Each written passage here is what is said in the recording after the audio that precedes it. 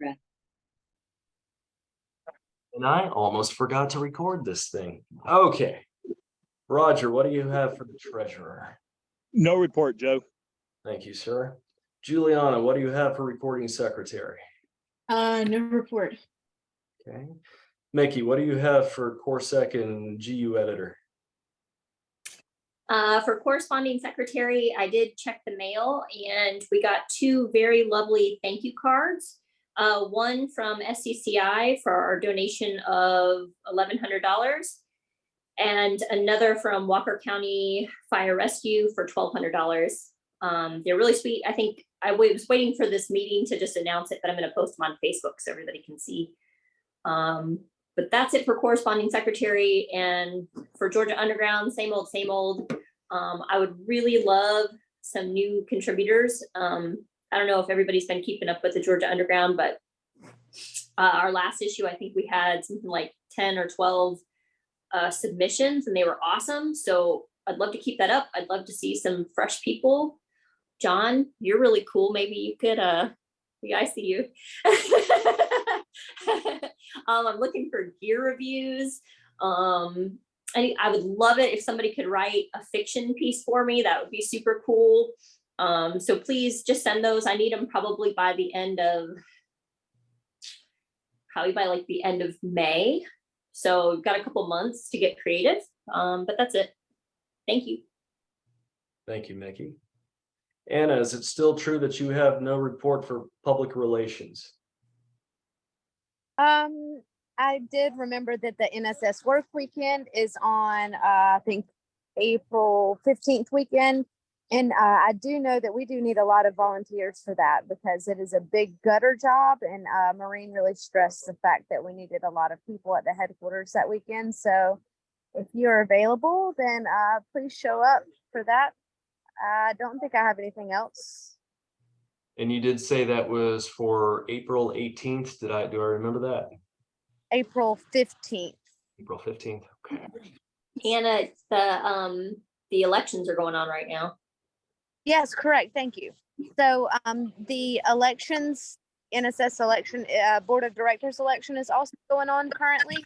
So you should all have, if you're an NSS member in good standing, you should all have a ballot sent to your email. If you do not have an email list for the NSS, you should have a postcard or a ballot sent to your house, the address listed. If you have any trouble with that, then you can contact me at apierce, PEARC @caves.org. And I think that's all. Thank you, Nikki. You're welcome. Also the NSS salons, like all the art salons and everything, they're taking submissions right now. I think Zach Engelbert is in charge of that, but he's been posting about it. So if anybody has any photos or art or t-shirts or anything they want to submit, I don't know, maybe we could submit our Dogwood City Grotto t-shirt that Anna designed. Just a thought. Okay, yeah, sorry. Cool. Thank you very much. As for the chair report, it's brief tonight. I can tell you that backed by popular demand, literally the Grotto's 60th anniversary party, Georgia venues are back under consideration. A lot of people came out and said, hey, we're not so sure about going all the way to Alabama. How about Georgia? Took me by surprise. All right, well, since that's what you want, that's what we are considering again. Well, not we, that would be Nina and her team. Okay. I heard some noise. No? Okay, moving right along. Any committee announcements? Is anyone delegated to report for the trip coordinator? I'm here, Joe. Oh, hey buddy, what you got?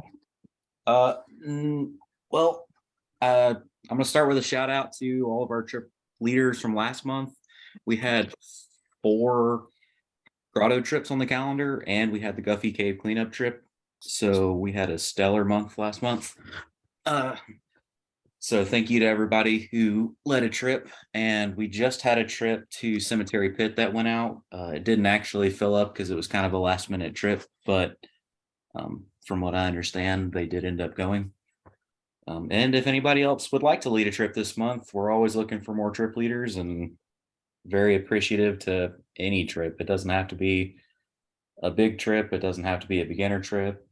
Any trips are welcome. Thank you, Jordan. Anyone who doesn't know, that's Jordan Overton. He's our trip coordinator for 2023. He is doing an absolutely stellar job. And also, since we're talking about trips and all that, special thanks to the officers and the trip leaders for putting these trips together, because when you join a caving club, we go caving. All right. Is anyone delegated to speak for the cave-in tonight?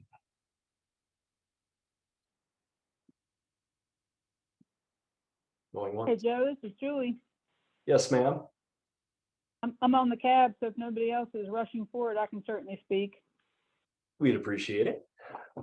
Okay. I didn't want to step on anybody else's toes. We have been meeting monthly, first and foremost, to really start looking at trying to narrow down sites. We did, as Joe mentioned, we had one real strong contender come forward recently in Mountain Cove Preserve.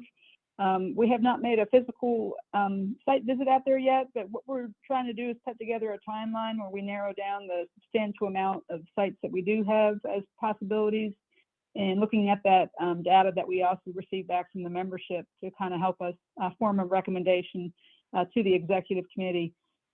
Our big goal is to be able to get that recommendation to the executive committee long before the actual event in the fall in October, so that the announcement can be made there. We're hoping that we can continue to work towards that end. As far as the event itself, Christine Ebry is our cave-in chair this year. Nina Martin is her vice chair. And we approved the budget recently, and we still have not heard what the theme is, but it's going to be a heck of a party, and we hope everybody can come. If you have any questions, I can certainly try to answer them. Thank you. Excellent, Julie. Thank you so much. Okay. You're welcome. Announcements. So nobody likes singing over Zoom, but I simply must ask, is anyone celebrating an April birthday?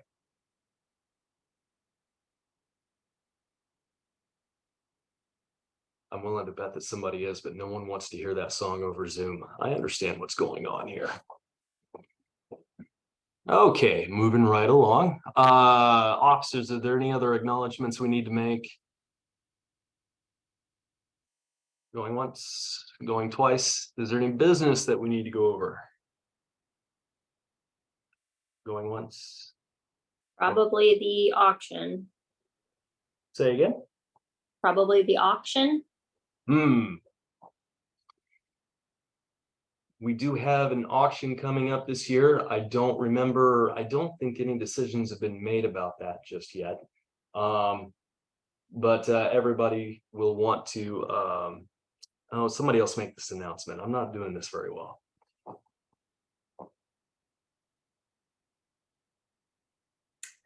Just putting it on everybody's radar, but there's probably a good chance that I'll be hosting it again this year. But if you all have gear that you'd like to clean out, we would love some donations. That happens in August, usually early August. Thank you. Thank you, Mickey. I was fumbling that ball for some reason. Okay. So do we also need to talk about the Grotto anniversary party? I know Nina's planning that. I don't know if she's on here or not. No, she's not. Do we need to talk about that or no? I spoke about it a minute or two ago. I Right. guess I can add an additional detail that the target month is August. There was some consideration of doing it during Christmas time, but then it turns out that all the venues under consideration will be significantly more expensive towards Christmas, and it seems like that wouldn't be true for August, especially given August is also not popular for weddings necessarily, or at least that's what I've heard. And that's that and the fact that Georgia venues are under consideration right now. That's what I know about it. Joe, So you might, sorry, Anna, go ahead. The intended date is August 9th, right? I thought it was 19th. 19th. Okay. That was what I was gonna add, so thank you.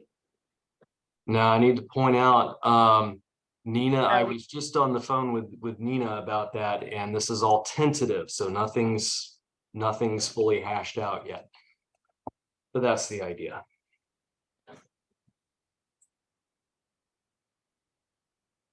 Okay, anything else? So do we need to discuss the next camp out, how it has moved from its original date?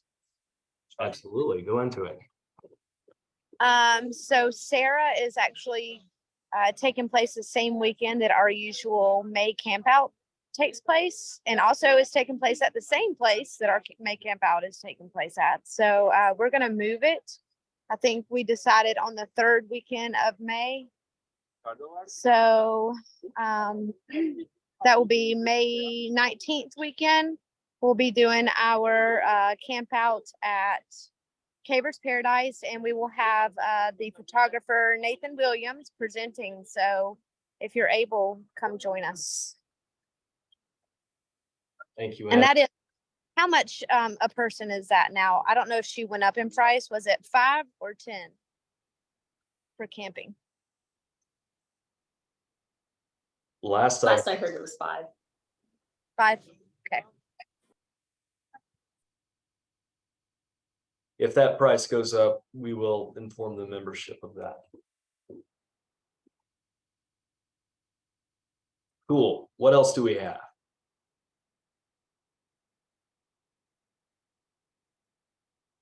Going once. Going twice.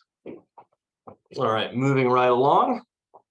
Let's see. Now we get to the program tonight.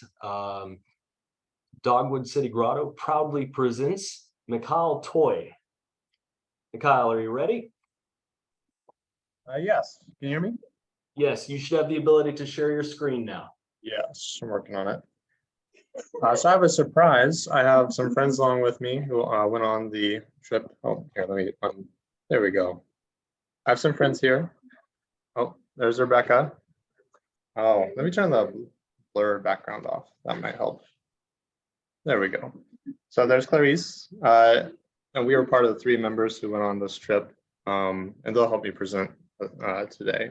So here, let me share my screen. Let's see. Can you guys see my screen? Yes. All right. Let me hide this thing. All right. So yeah. So we, I met Gustavo on a surveying trip with Dane, and like right when we met, we started talking about ambitions for Mexico, and I think it was like just 3 months before we actually went. So we planned this trip pretty quickly and just decided to go take off into Mexico without too much foresight. But yeah, it was a fun trip. And let's see. Yeah, so we went right after Christmas. We finished our Christmas celebrations and just went straight across the border. And so here's that story. So just a quick introduction to the group. So from left to right, there's Rebecca Soler, then there's Clarice Hill, there's me, Mikael Toye, then there's Noah Mann and Gustavo Bautista, right? And I guess you guys would all know him since he was a member of your grotto. All right. So when we were planning this trip, we were looking at all the different, mechanics of going to Mexico and what we had to worry about. And of course, as we all know, especially since with the recent news, that traveling to Mexico via car is kind of dangerous. But that was kind of our only option for that we were looking at. So I looked into detail about the travel guides on the government websites. And for example, like here in green is the route that we actually took through Mexico. And you can see here, like those are directions. So we went through we went through the Brownsville entry, and we traveled through this region here. What was it called again? Tamaulipas, that's right. And then we got to San Luis Potosi and did our caving, and we turned back through Nuevo Leon, I believe is this region, through Monterrey, back into the US. So the colors here, as you can see, the red is a level 4, do not travel, as you know, as the government would say. But we talked to many cavers who actually had taken this route, and just about everybody recommended us just to drive straight through this region and just do like a no need for stop is what they would call it.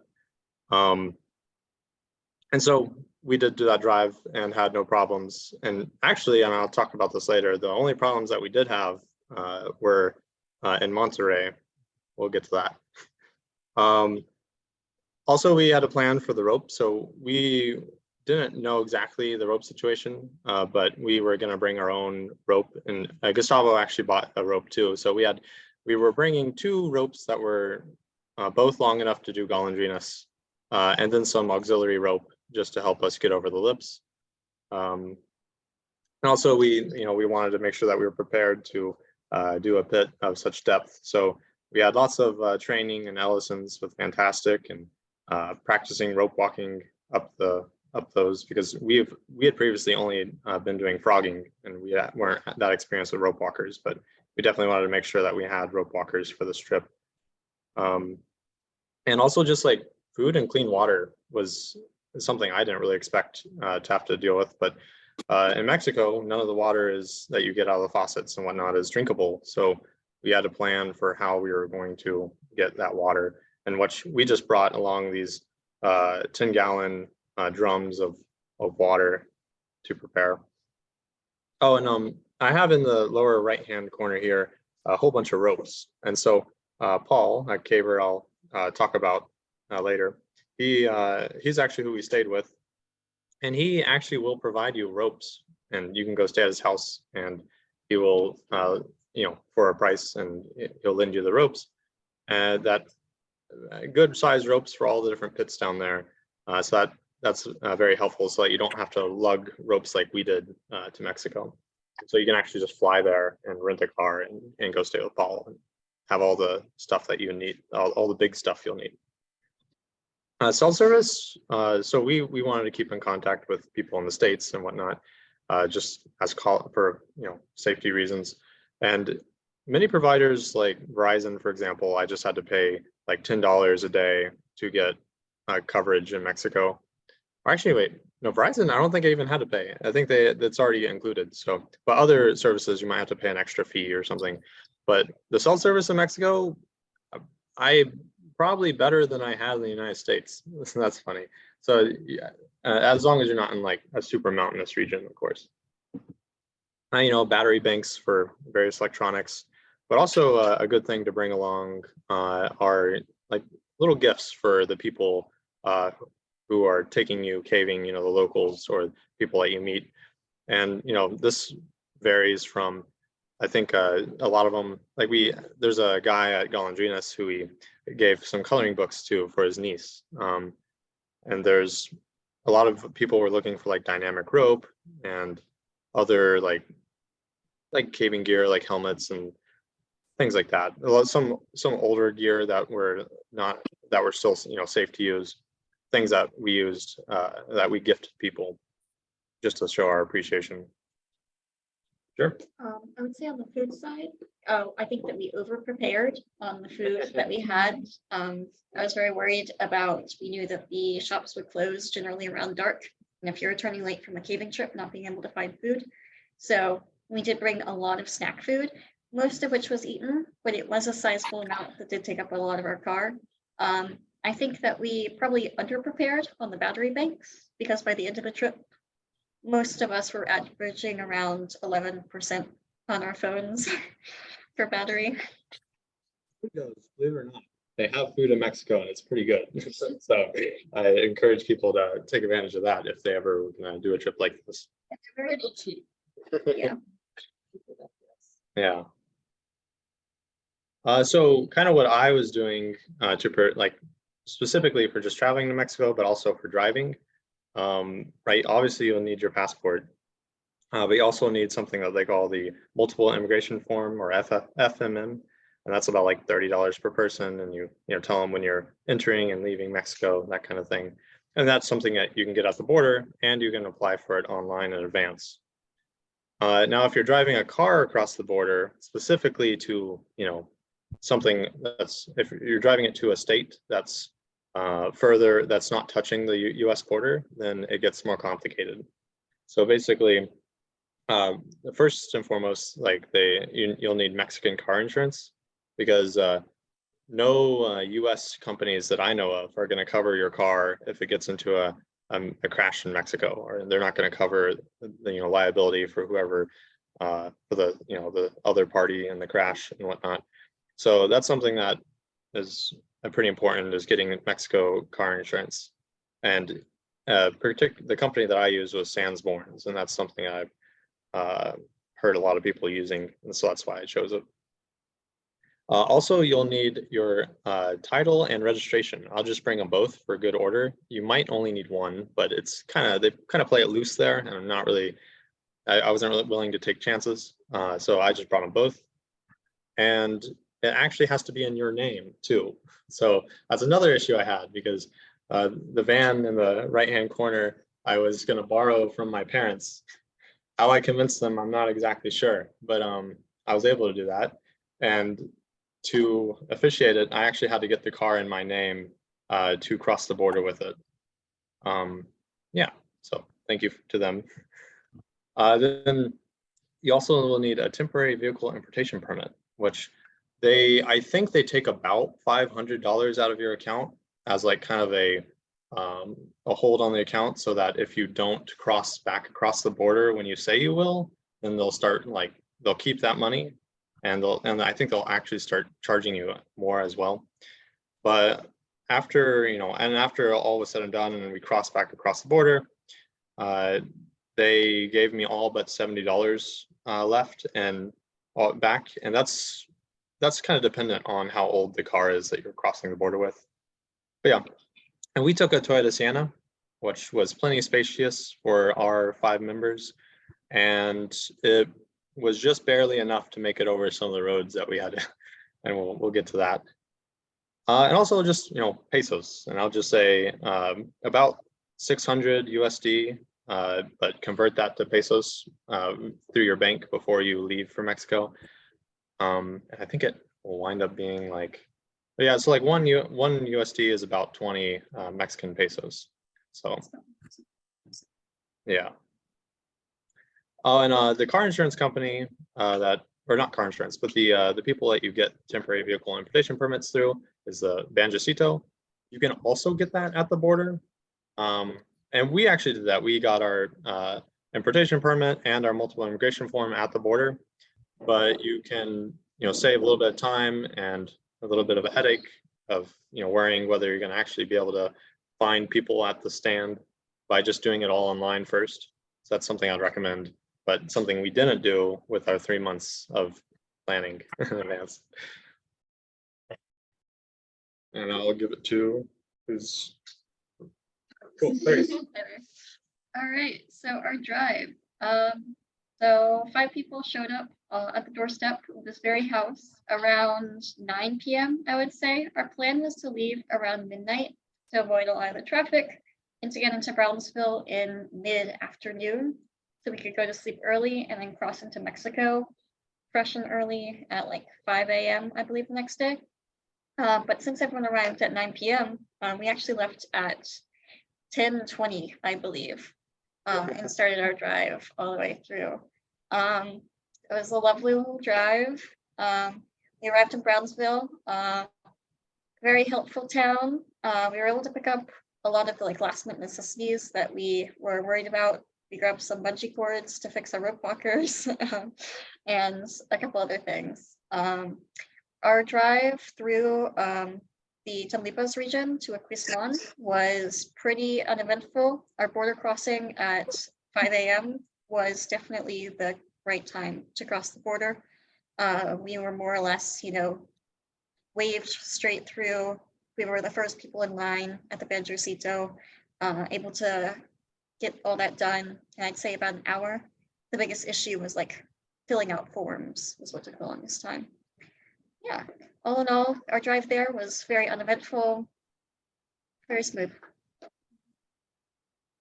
Yes, so early morning is definitely the time. It's really easy to enter Mexico.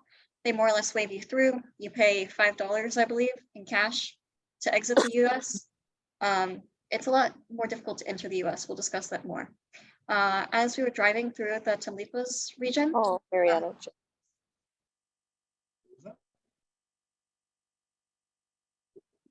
okay, and what we did notice was that there was more military presence closer to the border, with a couple of checkpoints further out. Yeah, so like right when we cross the border, there's Mexican, I guess it was, yeah, some kind of Mexican military, like just like holding machine guns, just standing there watching you cross. And then when we got further in, we, at the checkpoints, it'd be like, those gun trucks that you see on TV just kind of parked off to the side, and somebody kind of just waving you through. Nobody actually stopped and talked to us about, or stopped us for any reason, but they just waved us through the checkpoints. Stop for all the insurance. All right, so some notes about driving. I'll go through the pictures from top left all the way down. Top left, you have these sugarcane trucks. There are lots of them in Mexico. They seem a tad bit like a hazard, but more or less the sugarcane seems to stay on the truck. But they're definitely a sight that you will see. Also, you notice that it's double long. That is very common in Mexico to see these double long tractor trailers, is what I would say. Next up, you can see the roads. They have a unique highway driving system, is what I would call it. They utilize the entire road. You can see there's a red bus that is in the center, more or less, of the road. The silver truck in front of us is staying on the side, like in the... All these cars are in motion right now. We're not parked. So slower traffic stays like off to the side in the, call it the Shoulder. in the shoulder. More or less, slow cars drive in the shoulder, and then you pass in the actual lane. And then if you're really big or going really fast, you pass in the middle, like this truck, the red truck that you can see. There are these things called topes that you do have to watch out, mostly in small towns, to get people to slow down. They will probably break significant parts of your car. They're like very aggressive, small little speed bumps that are significantly more aggressive than anything that we have in the United States. And you really do have to slow down for them. If you don't, you're likely to pop a tire and be launched into the air. The other thing is road conditions vary widely. You can see like the main thoroughfare routes are very smooth, very nicely paved, etc. If you've got an area where they're doing road work, it may be very dusty, gravelly, like you see in the bottom left. There was an area where they were doing road work for about, I'd say 5 miles of this sort of road condition. And then there are certain roads where they're just simply not paved yet, but they are relatively well maintained. All of the gravel dirt roads that we were on, I would say, were well maintained, even if they weren't paved. Yeah. Right. Rebecca. Yeah. So then after driving about 8 hours, we arrived at Paul's house in Aquismon. It was a very nice city. We had a little bit of a hard time finding the spot, so we parked and like walked a little ways and found it. There's not much parking outside of his house. So we just had one car, but if you have any more than that, it's kind of hard. I do believe he is working on building a garage to make space for more people. It was $40 per person per night. So a little expensive, but it was very nice. Had like a very nice patio. You could pay for breakfast. I think it was like $5 for breakfast if you wanted it. And included showers, ropes, coffee. He also has a very nice dog who has a very high pitched bark, I guess.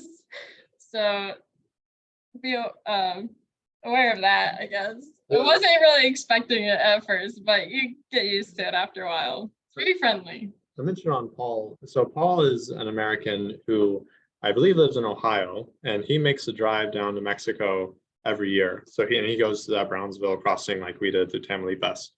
And he speaks English, and he knows a lot of the caving guides in the area.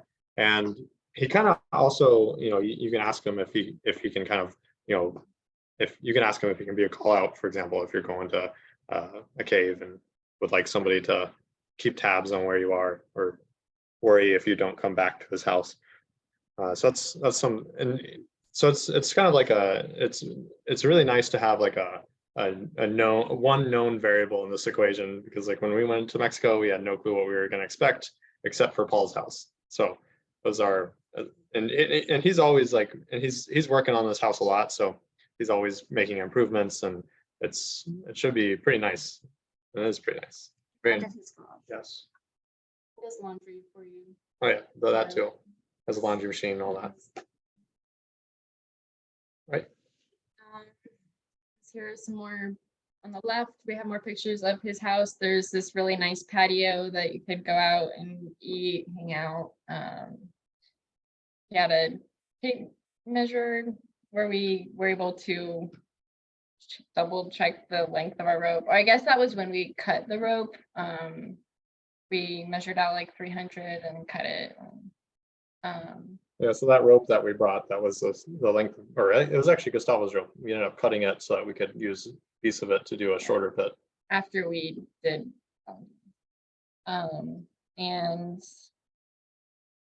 yeah, the city was super nice. We went out and blew up some fireworks, I guess, a little bit when we on New Year's Eve. Yeah, on the right picture there, you see that's me appearing out of the smoke of these like Mexican fireworks, right? These things should probably be illegal, but they're really fun. And we also had a cake there. Yeah, it was my birthday.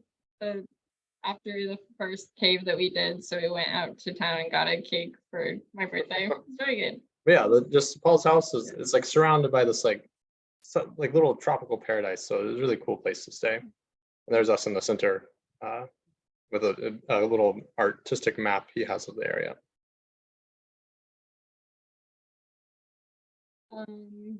Yeah, so I guess more about Aquismon is like the city that Paul's house is in, and it's like the center of the city is very close to like where his house is. You just walk a few minutes to like the city center.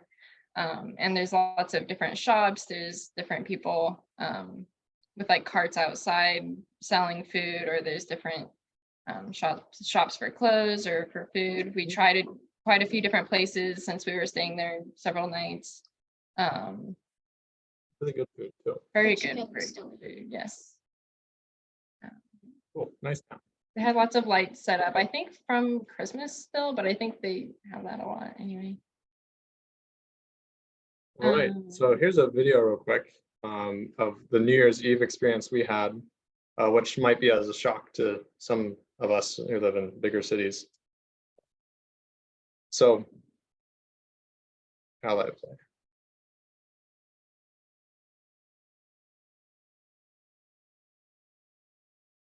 So I'll explain a little bit of what you just heard. At the very beginning of the video, there are two cracks. And that was actually like, we were videoing like two people, like people just shooting pistols up in the air. And off in the distance, you probably heard explosions, which were fireworks mixed in with automatic rifle fire, because they have that in Mexico, I guess. And people just shoot their guns up in the air and just as a celebration. And you could also hear the music from the downtown from people dancing and whatnot. So that was kind of a shock for us to see all that happen, but it was interesting. A lot of the fireworks, even ones that we got, that they didn't necessarily have sparks or anything to them. It was just like very loud booms, so just like making as much noise as possible, I guess. It was loud enough that one went off close to me, and I could not hear for a little bit. Like it was like just like yeah, a beam, like that kind of noise you hear in like movies when somebody, like a grenade goes off by someone. Swinging walls.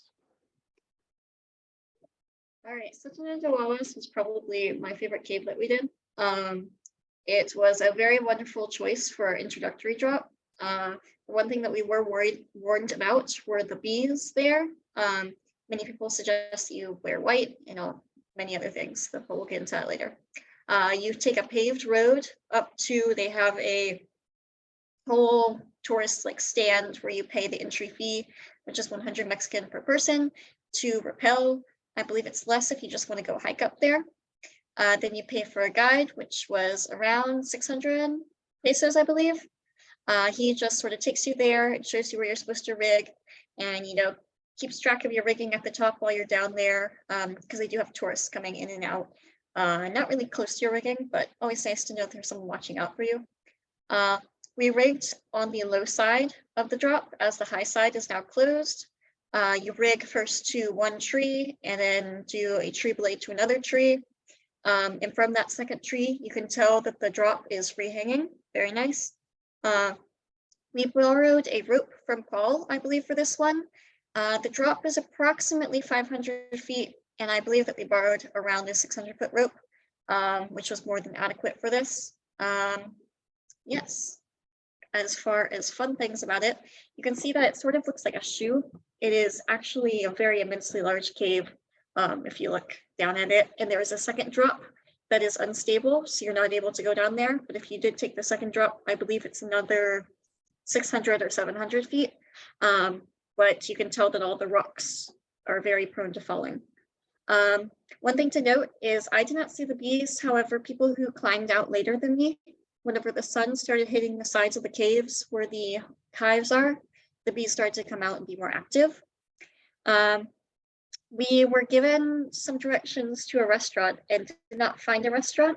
However, we did find a local at a little stand who took us home to his sister's house, who made us some mole, and it was very wonderful. Definitely the best meal of the trip for us. That was with the two of us. We'd gone out to find lunch, and we were supposed to bring lunch back to the other three that were de-rigging the pit. And they made us these little to-go packages, but we just weren't going to tell them if they got like a couple of like quesadillas, and we got the really good mole. So if you want to see the birds, you should arrive before dawn or dusk. We arrived too late to see the birds leave, although we were told to like hurry so you can see the birds, but they were definitely long gone by the time we arrived. And if you wanted to stay for the birds, you're probably staying for closer to like 6 or 7 p.m. And we ended up being out of the cave and finished up more or less by 3 p.m. And we decided not to stay all the way to 6 p.m. because it was Rebecca's birthday. We wanted to go back and have a nice meal. So the birds, so in these larger caves in Mexico, actually are hosts to millions of what they call swallows, but they're actually swifts. So millions of birds live in these caves, like wawas and golondrinas. And actually, wawas, its namesake is for these larger parrots that actually hunt down these swifts. But those have more recently no longer, they have like just left these larger caves, except for maybe one pit that we heard about that still had wawas, or like the bigger parrots, but they don't allow cavers to repel that. One thing to note is if you look on the picture on the right, you can see these stone trails. More or less most of the caves that we went to that you're required to get a guide for and that are more popular, you're going to have these masonry paved trails with like steps to get up there. So if that's a consideration for you, it's pretty accessible if you're okay with stairs in that way. Very, very nice trails, and they were building them very quickly. Whenever we were there, they were building the stairs actively. I think they built about 4 steps while we were gone to get lunch. So this is what it looks like from the bottom. The picture on the right, you can see the yellow arrow. The little dots down there are actually people. It's Just in case you can't see the arrow. A 15-minute little hike to get to the other side. And on the other side, you can see the top left photo. It's this bizarre, like green Mars looking landscape. with this like soft loamy soil and all the bird excrement, which is very fun. Of course, that big black hole is the entrance to the second pit. Yes, We did not go there. yes. But we did have fun looking into it and discussing breathing techniques. Yes, so the second cave was Sertana de Golondrinas, which you may have heard of.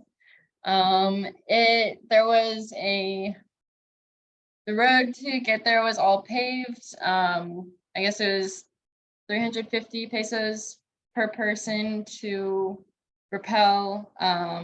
The drop was about 1,150 feet, depending on the location.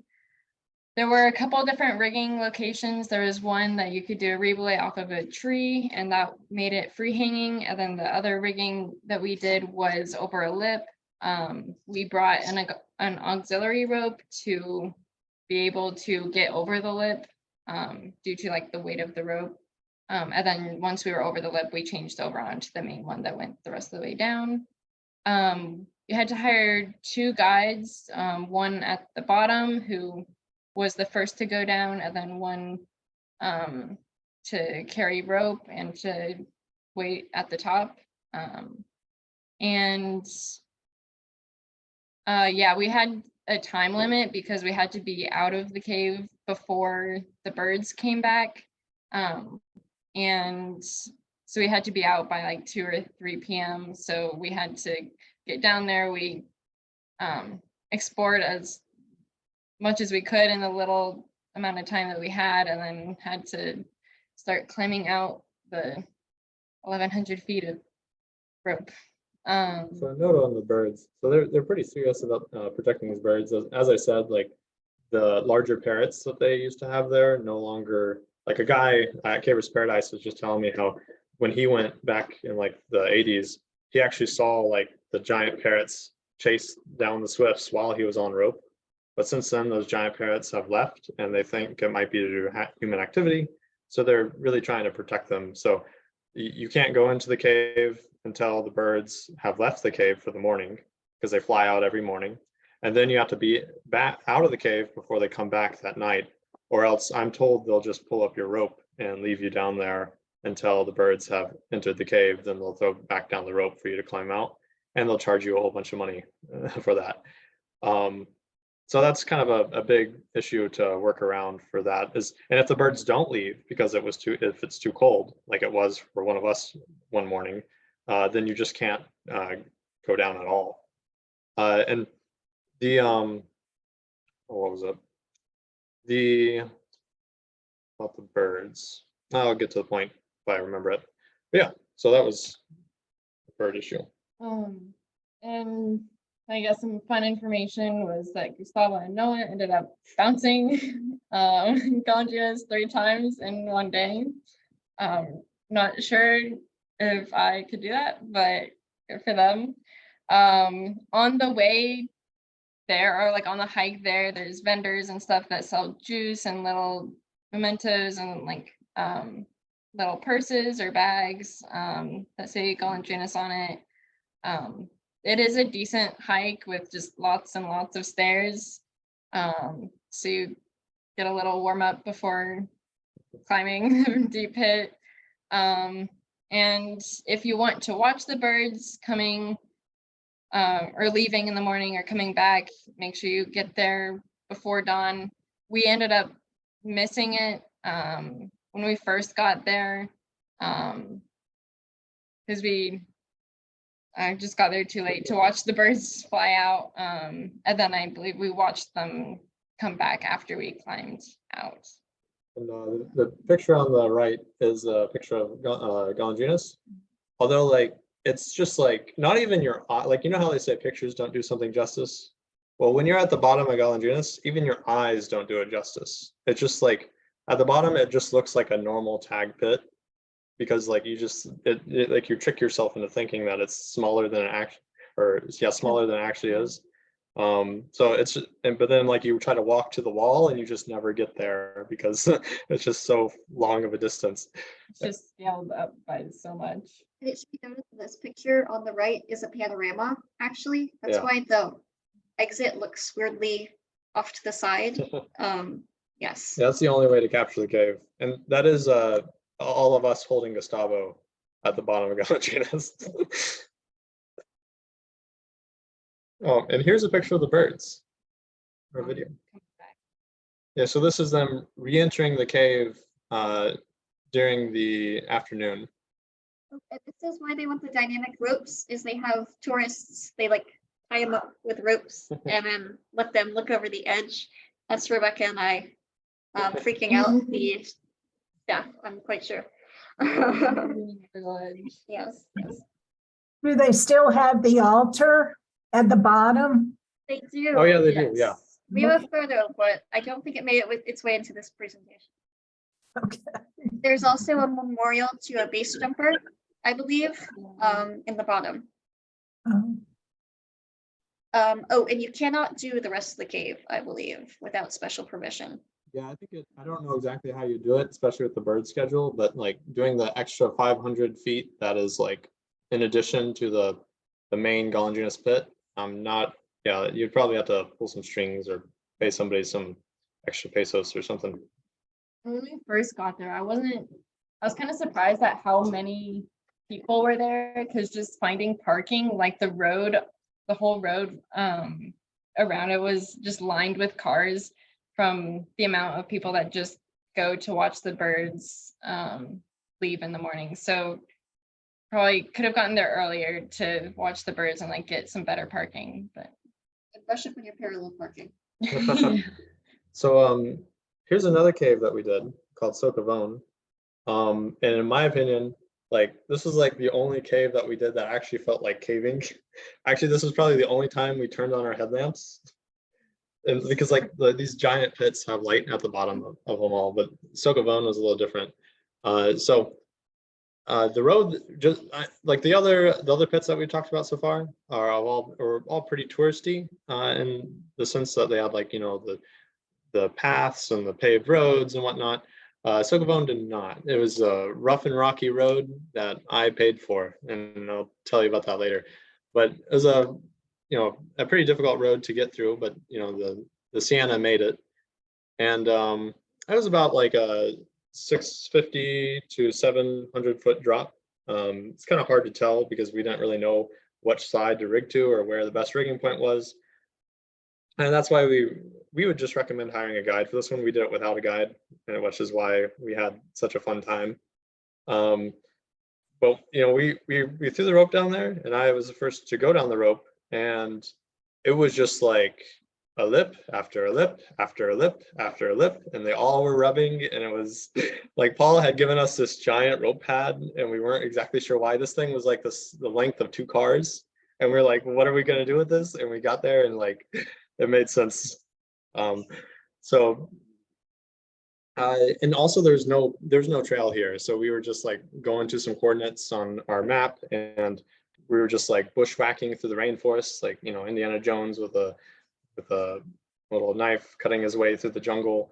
But I think it was worth it. It was at the bottom of this cave. There was very good cave decorations, and it was very scenic. And I'll show some pictures here in the next slide. So on the left here, you can see the sun light coming through the entrance to Socavone, and you can see all the lips sort of.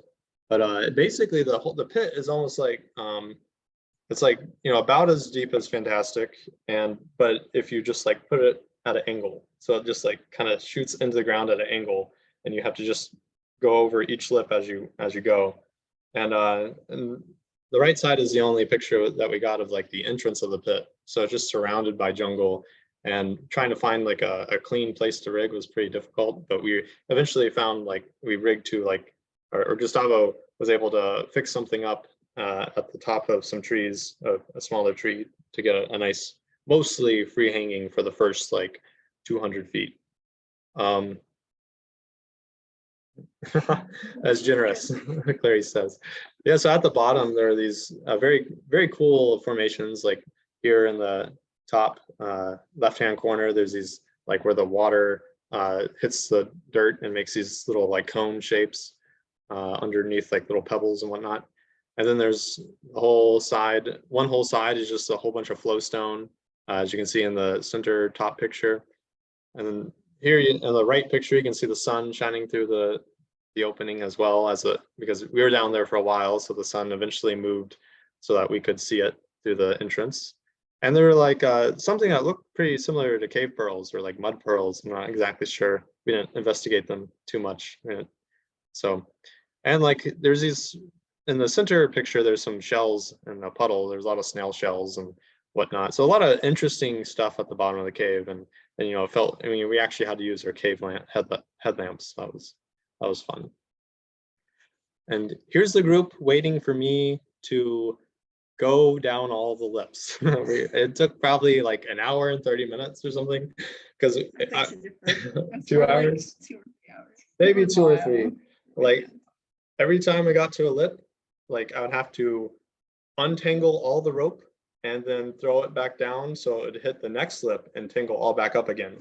Like one time I threw it down and it went down like on the one side of a fallen tree. Then I had to like untangle it all and throw it to the other side of the fallen tree so that I could walk it further over to the actual lip and throw it down to the next lip.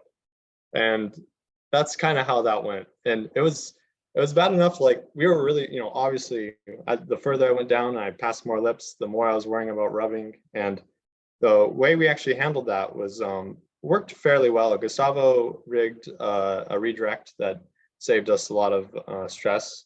And then also we kind of tandemed. And one person would get to a potential rub spot and protect it while the other person climbed below them. And we kind of leapfrogged like that. To note is that we had walkie-talkies for these caves so we can talk to the person. So you can see the little blue thing next to someone's phone. We definitely used them the most at this cave. It was about 3 hours of Mikael, are you okay? He's like, yeah, I'm okay. So we had our little picnic at the top. Well, Mikael did that for us. Also, the hike back was a lot shorter than the hike there because I'm pretty sure we like bushwhacked like around the pit and before we actually got to a rigging spot. So highway guide. Yeah, so highway guide, so you know where exactly you're going. Got there. All right. So the next day was Julitla, which was another city that we went to visit. This was our break day where we were not caving. And it was very cute town. There were they had a big market and stuff going. I got a nice sweater from there. I think you got like a Got a poncho. poncho thing. Yeah, good place to get gifts for The bottom family right members. picture. Yes. Very cute town. It was also very much like on the mountain. So the roads and everything were very narrow and very steep. There were some turns where we were supposed to make a turn, but we looked down and like, we're not going to go that way. So we had to go around a little bit to find some parking. Yeah. Right. So we didn't really introduce ourselves, but I'm a civil engineering major and I really like concrete. So this was a very fun trip for me. This is a concrete sort of garden pet project of Edward James. And so right outside of Julitla. He was a British guy who basically wanted to make his own like palace here. And he got a friend to buy the land for him because you had to be a Mexican citizen to buy the land. And then after his death, he gave it back to the people of Julitla. And it is a amazing tourist attraction. It's got all these very curious concrete structures. The admissions is 150 pesos per person, which I believe includes the English speaking guide. It's slightly less if you go with a Spanish speaking guide. You do need to reserve online 24 hours in advance, or you can go to the city center and get reservations that day. They do fill up, so you should definitely go in the morning to get your reservation if you want to go. Overall, it was a really fun day. It's like a nice little garden hike with lots of stairs. So if you want a no walking activity, perhaps this is not for you. However, if you're okay with the stairs that just seem to be everywhere in Mexico, it was just very cool. Yeah. highly recommended. Probably one of our favorite stops that we did that wasn't caving. I don't know, someone ranked it above the caves. Someone actually. did rank it above the caves. We're not gonna let you know who that was for their It wasn't me, safety. it wasn't me. All right, so then after we left Talitla and the gardens, we went to our final kind of stop, our final little like community that is actually this is a community that you'll stay in if you want to do Hoya de la Luz, which is on the next slide. But this is La Trinidad. And so it's just a small town. You have to drive all the way to the top of a mountain. It's mostly paved roads. Some were just like, you know, you have to balance your car on these like concrete like tracks basically. But it's fairly nice. Like they have cabins and you can stay at, or you can camp like we did.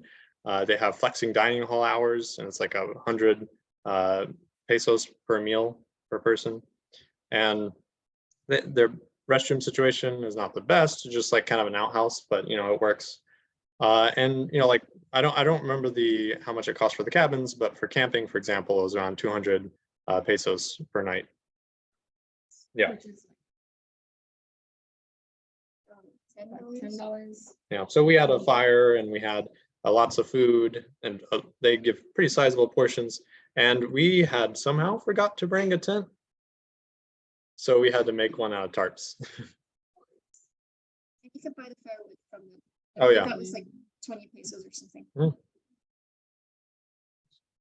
So let's see, we're doing the loose. Yeah. So this is Hoya de la Luz, which is walking distance, well, hiking distance from where we camped. It was a pretty long hike. It was supposed to be about 2 hours. I think we did a little shorter than that, hour 15. And it was like the first third was super steep, and then it like leveled out. But it was definitely much longer hike than I expected, I guess. Yeah, much longer than the other caves that we did as far as the hike, but it was actually like a trail and it wasn't like bushwhacking. So, and there's a guide to show you the way. Yeah, so you pay for the guide. The drop was about 700 feet. We used like 750 or 800 foot rope. Yeah. No, we did use the 900 foot rope. And then we also had an interesting time trying to uncoil it because it was on the spool. And yeah, so anyway, that took some more time. Yeah, make sure you grab the walking stick that they offer at the beginning. It definitely came in handy. The quesadillas make a yummy hiking snack. And I guess there's horizontal caves around there as well. We didn't go to any of them, but Yeah, they said that there are some there's other other caves in the area. And kind of a mention on this. So these guides, like if you don't want to carry, you know, your ropes up to these caves, like for example, this hike was pretty strenuous. That's something that you can do is like just about every cave, or you know, you can get in contact with Paul and put you in touch with a guide who will go to the cave with you in your car, and they'll carry the rope for you. So that's always an option. I can't hear anything. Let me turn this off. So can everybody hear us?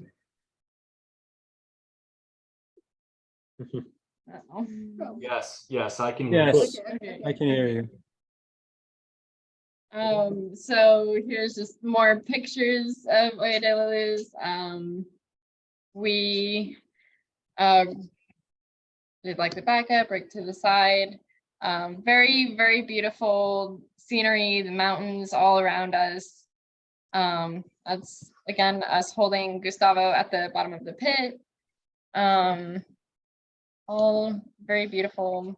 At the bottom in the top middle picture, you can see looking down, those are all like trees, and like that's a forest at the bottom. That's why they call it Hoya de la Luz, is because it's full of light. So it's just wide enough that you can actually supports a whole forest like a little tropical paradise at the very bottom. Yeah, so on the next slide, you'll be able to see a little time lapse of us hiking around the bottom. Yeah, so this is just like the most bizarre thing. Like we rappel into a cave and then you just feel like you're in like a forest. And all around you are these towering walls.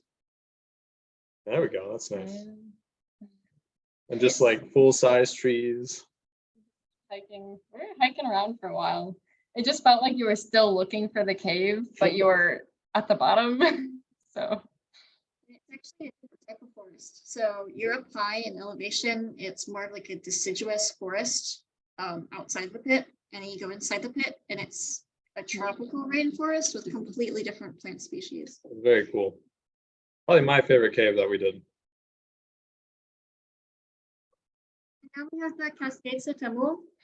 This is one that was actually suggested by Paul's contractor and anyone else that we talked to. This is a local favorite. And there is a rappelling option, actually. Most people go here for the springs, but you can rappel down the Cascades. There are two options that they give you, which is about a 400-foot drop and a 250-foot drop. We do not see the 400-foot drop. We believe that that is a location further to the right on the other side of the falls, and there's not really a place for you to get off rope, so you have to climb right back up. We chose the 250-foot drop, which drops you down onto this rock that you can then climb back up the hill. There's a little trail to get back up to the place where you started rappelling from. To get there, it is definitely a rough and rocky road. Your guide will take his little motorbike in front of you, but it was a bit of a thing for the car. It's probably the worst road we did, worse than Sokavone. Yes, just very bumpy and very long. There is an interesting payment structure at this. We ended up paying $1,500 for the guide. This seems to be more or less a fixed price. They stated for 5 people, $1,500. And then I think it's for like each additional person will probably be a bit more. The guides do provide you life jackets and I guess directions and, you know, a little bit of like advice and stuff. Then whenever you reach the land, it is private property. And we paid another 200 pesos to actually access the land. The guide wasn't terribly helpful with this entire exchange. Whenever we got there, they first said, oh, we don't know if we're gonna let you all rappel because, you know, lack of safety and the Cepillo incident. And then they had us film ourselves saying that like we would take personal responsibility for ourselves rappelling. And I believe the 200 pesos was more than it normally would be because we were rappelling. And I believe the guide is for like anyone, even if they're just gonna go, or if you want a guide to go look at the springs. You know, yeah. So yeah, so Clarice mentioned Cepillo. One cave missing from this list that we really want to do was Cepillo, which is basically a little hole that, think of like, what's it called? Moses' tomb, but like 5 times larger. You know, a little hole of light coming from the top, like a beam. But there was a climbing accident right before we went where somebody had died, unfortunately. And so then that closed the cave for us and we weren't able to do that. To enjoy the springs. They're very gorgeous, and definitely that was the highlight of it. Our rappel was a bit lippy. You definitely would not want to climb up that. It was pretty seeing the waterfall, but I personally enjoyed the springs a lot. So here's one of the photos of the springs. It's gorgeous, immaculate, and there's really no bounds to like where you can go. We walked all over this whole lovely place. The water is crystal clear. Wonderful temperature, very fun. All in all, it definitely felt like a rest day. Right. So once we finished that, we were like, we could leave now and go back to the US, but then we were like, let's just stay for a couple more days. So we turned back around to do Golondrinas again. And we just showed up there and were able to like talk to some locals and find camping in their backyard. And then the next morning we were going to do Golondrinas. And so we we were just gonna, we got there and the birds all left, and we rigged the rope and went down. And what we didn't, as we were like, we actually had plans to do another cave the same day. So we were trying to just do a pit bounce on Galandunas. So as we were climbing back up, some of the birds apparently had not left, and we got to actually climb with the birds, which was an accident, but it was really cool. It was a happy accident. So, we get to see them spiral out of the pit as they fly, and then shoot out the top. Then after we finished pit bouncing Galandunas, we were looking for Sotano del Tigre, which is like a mini Hoya de la Luz, but we weren't able to find anybody who knew anything about it or where its location would be, or so we gave up on that. And Clarice ended up getting the suggestion for Mentezula, I believe it's pronounced. And we went and did that instead, and Clarice will share some stuff about that. But yeah, and we had many people trying to buy our ropes off us, by the way. So like our Galandunas rope and any dynamic rope we had, people kept on making offers for us. So that, that could be an example of something to trade in Mexico or gift somebody. This slide has a lot of the rigging for the rigging over the lip. This is where we added in the extra auxiliary rope so you could get over the lip. One thing to note is that the rope just awkwardly bends around the fence. That's the bottom right photo. No matter how you seem to do it. I ended up putting my knee pads there around the post. But our rigging, you can see up there at the top, we used a true wrap and then some webbing to tie it into our auxiliary line as well. But bit of an awkward situation. So definitely the tree to the bolts is a lot more ideal. I believe we're a little short on time, so we'll go through. I'll play this video real quick, which I think is worth seeing all the way through.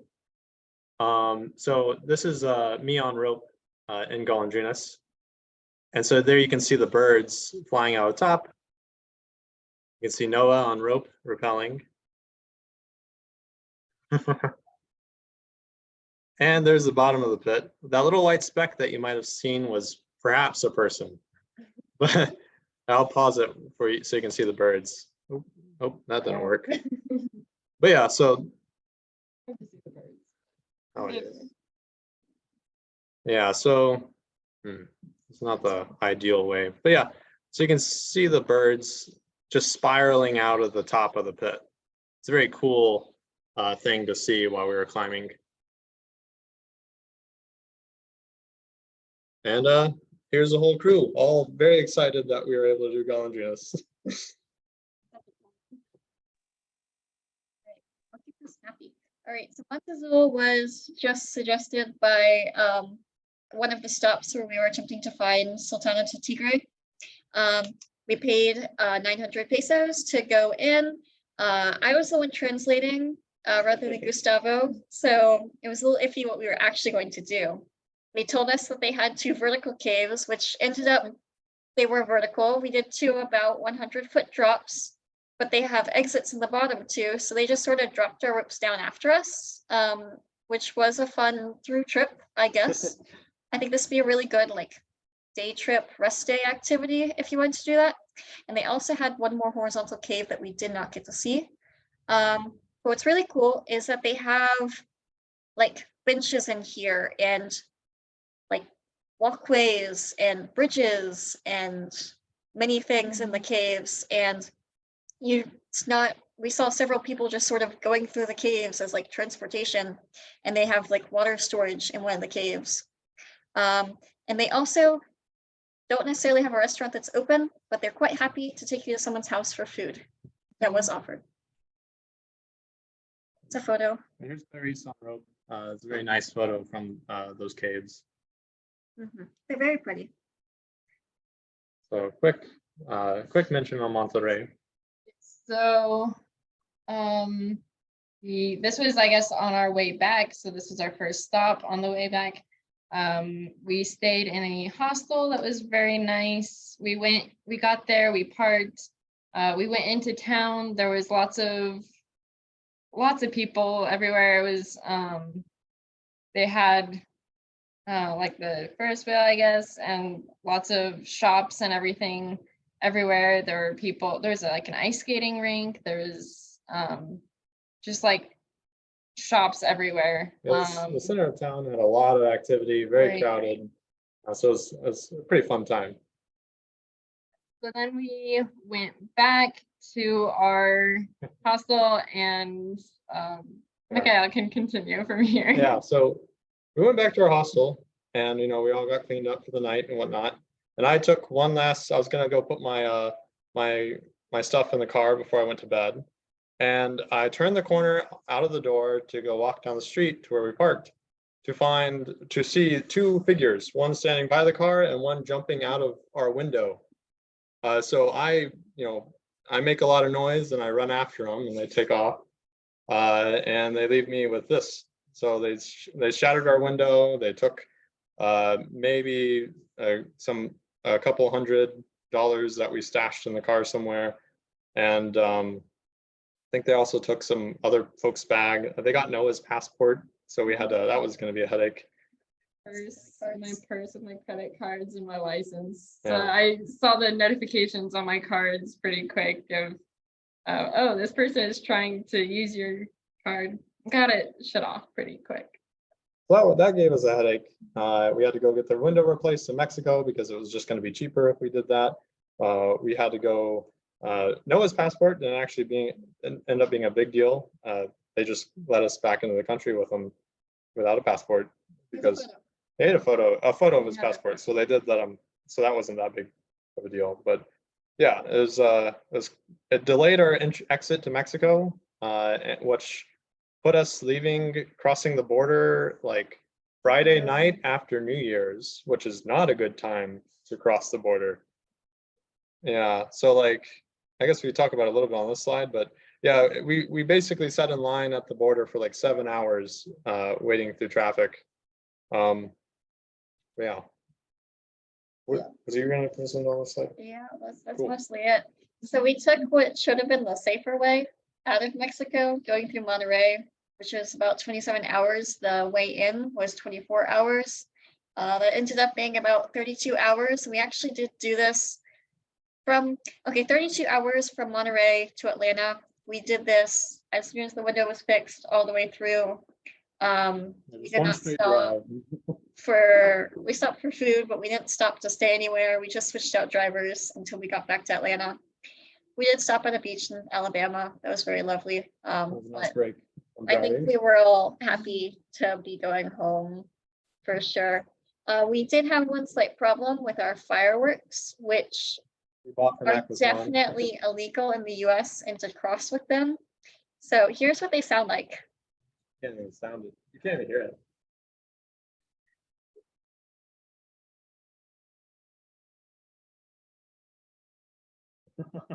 And go like, so anywho, you can imagine those are not exactly legal in the US. So we did have to drop this off at a fire station before crossing the border. It's much louder than it sounds on the video. The fireman that we gave it to was very happy to get our fireworks. Yes. So of course, this is like a rough view over of all the information. However, if you do want to get this information, feel free to email. I put my email down there. I'm sure that you'll also have Mikael's email if you wanted to get a copy of this presentation, or we're working on a write-up of this information. If you want more, over on the left, you can see the photo of the line getting back into the US. I sat in traffic for 6-ish, 7-ish hours. Coconut Yeah, from the side there's lots of on the road. vendors. They're selling food at truly obnoxious prices to people who, This guy right here is on a motorbike with pizza and he's driving up and down selling it for $40 US. yes. But all in all, the best time I've ever had in traffic, I have to say. Stellar experience. Whenever we actually got to the border, it was a breeze. They really liked me, I think. I gave great answers. So our lessons learned.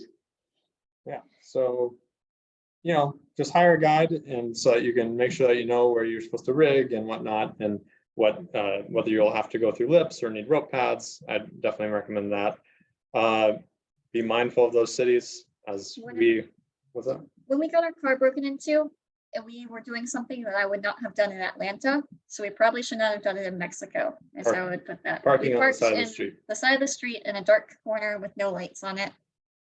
So, yeah, My defense, they told me it was safe to park there. that's true, It that's was true. also her first day working there. Yeah, as we mentioned, the border crossing, plan that very carefully when you enter back in the US. It's the most popular border, apparently. Where is it? Laredo. Yeah, Nuevo Laredo border crossing is apparently very popular, and Friday night is not the time to be crossing. and these rough roads in Mexico with the topes and the rocky roads, like, we had like a or a front axle leak that we had to get fixed, which ended up being like $600 repair. So probably like a better car would for these roads would be best, but also, yeah, if you're staying at Paul's house, which I definitely recommend, use his resources and don't tug your own down to Mexico. Save your space in the car. Yeah, and special thanks to David Berman. So he actually, we planned this really quickly in 3 months. I found his contact information through some friends, and he gave me so much information on like planning this trip and how he's somebody who's visited Mexico several times. And so he was very helpful, and I want to do special thanks to him for being so willing to write out all the details of this trip for us. Andy Zellner has always been somebody who we go to for ask questions. He's also been to Mexico, so he had a lot of advice on this trip as well. And Paul Drennan, so he's who we stayed with, right? So he opened his house to us and gave us the resources that we needed, and was very friendly, and I definitely recommend staying at his house. And then finally, my parents, Wayne and Susan Toye, for letting us use their car. So that was it's a fun time. Yeah. And thanks to all you guys for listening to us. And we know each other is through outdoor Oh, yeah. recreation and Georgia Tech. Mikael forgot to introduce that. I did. Yeah, we're all Georgia Tech cavers at it's an acronym, they call it ORGIT. Outdoor Recreation at Georgia Tech. And I believe that Noah and Gustavo know each other from undergrad. They were both philosophy majors at Georgia State. Yes. Oh, yeah. And Noah had been to Mexico before as part of a working on a farm. Mm. And he's back there again to do some sort of caving expedition at the current moment, I Oh, yeah. believe, before he starts back up his firefighter gig out in somewhere out west. Yeah, and Gustavo, we tried to get Gustavo to present, but he had already actually has another presentation he has to do. So he couldn't be with us today to present this. Yes.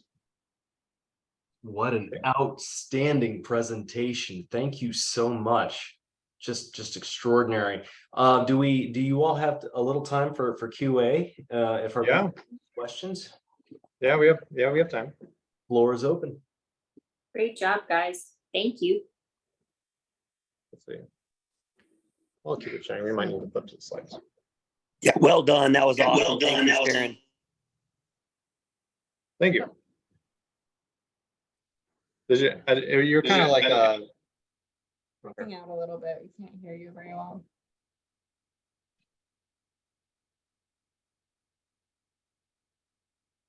I think I see a hand up, but I can't tell who it is. That's bizarre. That's a Zoom mechanism I'm referring to. Okay.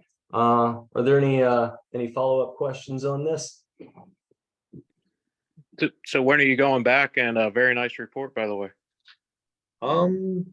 Well, I've been thinking about maybe next year. We'll see though. Okay. Well, then I guess I'm thinking about next year too. That's what I am too. Gotta get back for his appeal.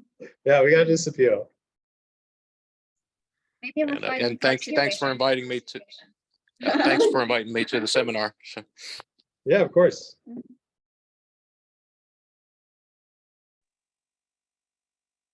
Anyone else have? Any other questions? Someone asked what the total cost was in the chat. So that's a good question. I still need to go through my finances, but I'm thinking it was around, like I said, like 600 US is what I recommend bringing. Probably in addition to that, we probably spent around, what was this? Around 7 or 8. So our total group spending, we used the Splitwise service to like account for everything and get everyone's money back to them. Mhm. It says our total group spending was around 22,000 pesos, which is like 1,000 US dollars. In addition to that, about another 900. So probably about 2,000 for like the entire group. So divide that by 5. So 400 per person, probably a little more than that. More than that. Let's I say feel like it was 600. 500, 600. Like 600 US is. A little bit more if you get your purse stolen. But that's my fault. Or if you like the car repairs, I think aren't included in that. So that was, those kind of additional costs or something that you have to watch out for.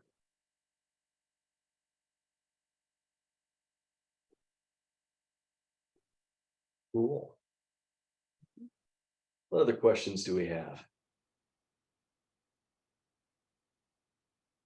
Going once? Going twice? Moving right along. Thanks again so much. Really made my evening. I'm sure it did for everyone else too. Okay. Thank you. Thank you for inviting us to present. And I can put our email in the chat if anyone wants to have that to send us a message about getting the presentation. I already messaged you guys asking for the write-up. Thank you. Yes, well, we're working on that and we'll send that out to interested parties. Thank you. All right. Moving right along. So we've gotten one of my another one of my favorite sections in the meeting. This is where we have a meet and greet for new applicants, people who want to join the grotto. This is where you get to speak up and introduce yourself. We just had some great caving tales here, and now it's time to say hi. So is anyone on this call a new member applicant?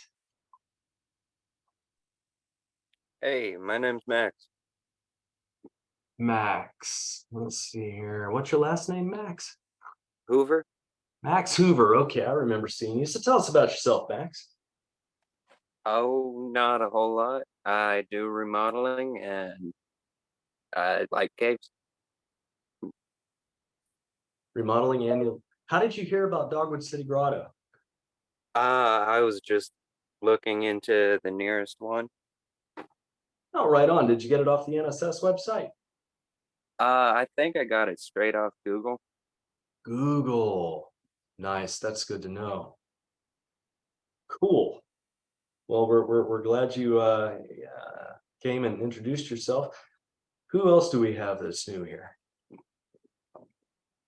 Hello. Connor Yazdi? Yes. Tell us about yourself. I'm a high school student currently. I'm a senior. Going into college next school year. And I found out about caving on YouTube, and I did some research, and I found out about you guys. Nice. So caving interests you, correct? Yes, very much so. I'd say you found the right club for sure.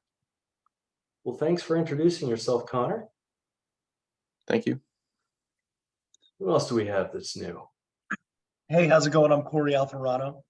I'm here in Atlanta. How'd you come to Dogwood City Grotto, Corey? Man, kind of funny story that this is the first meeting that I'm joining tonight.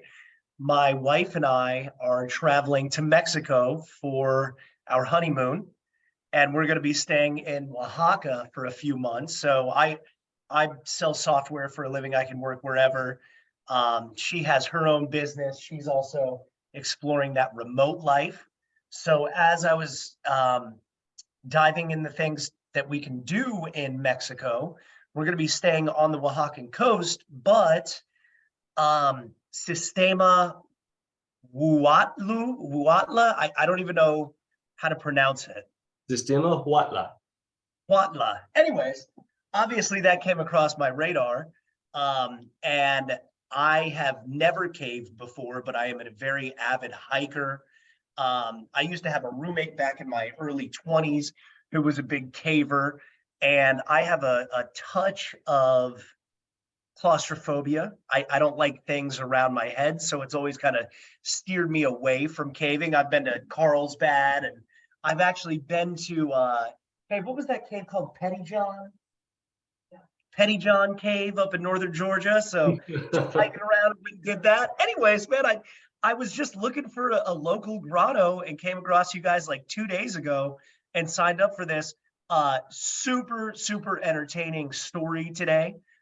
Very timely for myself to hear the presenters that you had. Very exciting stuff. Very new into this and just excited to explore more for sure. Outstanding. Well, I'm glad you did your research. I'm glad you found us and glad to see you here. As far as vertical caving is concerned, which we just saw a lot of, make sure to get yourself properly trained before you get on rope. Let's avoid accidents. But beyond that, hey, all I can say, man, is let's go caving. I feel like I'm in the right place to meet people to go do that with. Yeah, I definitely wouldn't say that I'm ready to do any sort of vertical stuff. I've never done that with ropes before. I need to get trained up on it, but I'm definitely willing and capable of learning how to do that. So excited about it. Excellent. Well, we do put trips on the calendar pretty frequently. We do also have a vertical training class, though. I think the one that's coming up is probably already full, but if you stick around for a while, you're sure to get in on one. And like I said, welcome. Cool. Thank you. Thank you very much for having me. Right on. Who else is new here?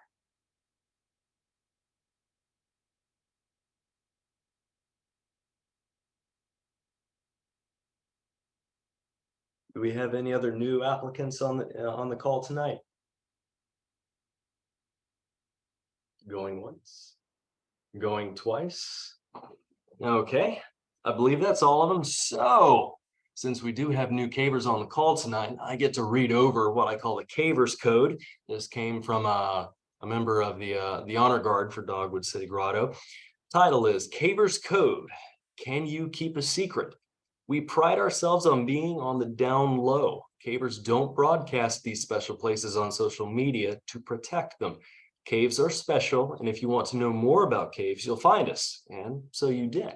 Leave no trace, none. No tobacco in caves, no trash, no poop or pee. Leave only careful footprints. That means keeping your trips small and being willing to do something else if the cave you're at is crowded. Most southeastern caves are on someone's private land. Many are closed. More will get closed if we aren't on our best behavior. Always get permission and don't trespass. Don't yell. Don't cuss too loud. Don't get naked where you can be seen. Park out of the way and don't block roads or gates. Cavers do right, and it's important that we live up to that. And that's the end of the Cavers Code. And what I need new cavers to understand is these are the values that we live by. We love going in caves. It's a crazy sport, but we can't get enough of it.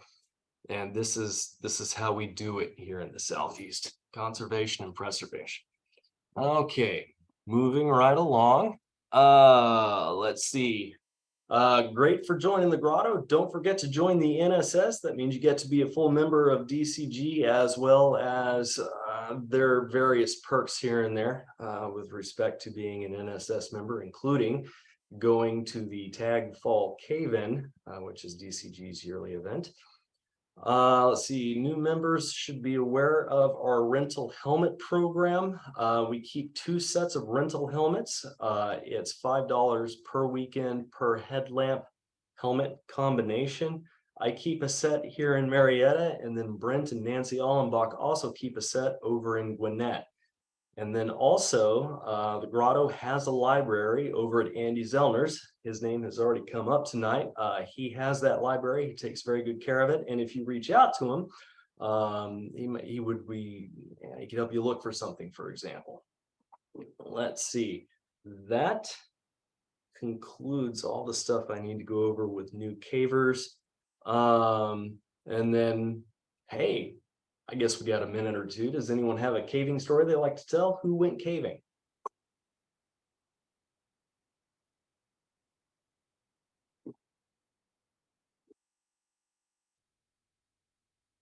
I'll start it. I went with Coleman Grotto after the Alabama Cave Survey meeting to Drake Pit. I'd never been there before. It's a charming little 106 drop. I'll say it was short, sweet, and easy. So who else went caving? I went caving, Joe. Mickey, let's hear about it. Yeah, so we actually went up to the spring bog meeting up in Kentucky, up in Cave City. And we did, oh gosh, Fisher Ridge. So we did a trip in there, which is, I think it's 130-mile cave, something like that. And Alex Lambie was there, Andy Culber, Riley Drake, a lot of cool people. So it's a beautiful cave. If you've ever done any caving up in Kentucky, it's a lot less vertical, but a lot of like big walking borehole. It's really fun and cool. The way you enter, or at least the entrance that we went into, is like this corrugated steel tube descent. So it's like 60 feet down a corrugated tube, which is really interesting. We also saw these chert formations that were, it was called the Doll's Head Passage, and they were these huge chert formations, but instead of like the typical kind you find, they were the shape of cannonballs, like they were ginormous black balls. It was really interesting. So yeah, that was it. Kentucky. Nice. Wow, that sounds like a really awesome cave. Thanks for sharing. Who else went caving?